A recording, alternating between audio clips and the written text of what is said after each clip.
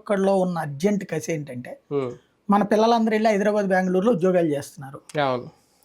Chandrababu Naidu first trip అట్లా చేస్తాడనుకుని ఓటేసాం. ఉమ్, ఆయన చేయలేదనుకుని ఈయనకి ఇస్తే ఈయన చేయలే. ఉమ్, అట్లాంటిది రావట్లేదు మాకు ఉమ్, అన్నటువంటి ఫీలింగ్ ఉంది. అవును. చంద్రబాబు నాకు అవకాశం ఏంటి, నేను ఈసారి చేస్తాను, అతను చేయట్లేదని చెప్పారు. ఉమ్, ఈయన ఏమంటాడు, అవన్నీ ఊహలు, ఉమ్, అట్లాంటిది కాదు, నా నా మోడల్ ఆఫ్ డెవలప్మెంట్ అంటే అది కాదు, ఉమ్, జనాలకి సంక్షేమం ఇవ్వటం ఉమ్, ప్లస్ స్మాల్ స్కేల్ ఇండస్ట్రీస్, ఈ తరహా పరిపాలన, వికేంద్రీకరణ అంటున్నాడు. ఉమ్, పరిపాలన పరంగా జనం కోరుకుంటున్నటువంటిది అది, ఇది కాదు అది.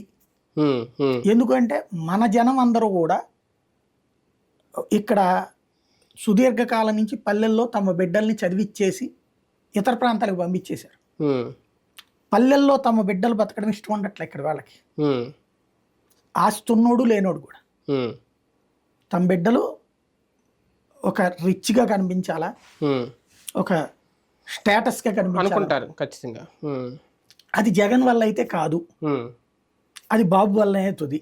ఉమ్, ఓ హైటెక్ సిటీ టైప్లో కట్టగలడు.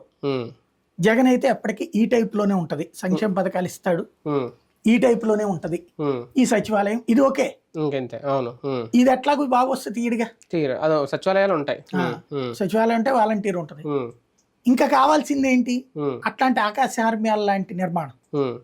ఆ స్థాయి డెవలప్మెంట్. కానీ ఇక్కడ ఏంటంటే నేను అనేది జగన్ చేసిన తప్పు అని నేను అన్న, కానీ జరిగిన తప్పిదం గ్రహించడంలో ఆయనలో అమాయకత్వం కనిపిస్తుంది. ఎందుకంటే ఉన్నట్టుండి సడన్గా ఎన్టీఆర్ హెల్త్ యూనివర్సిటీ పేరు తీసేసి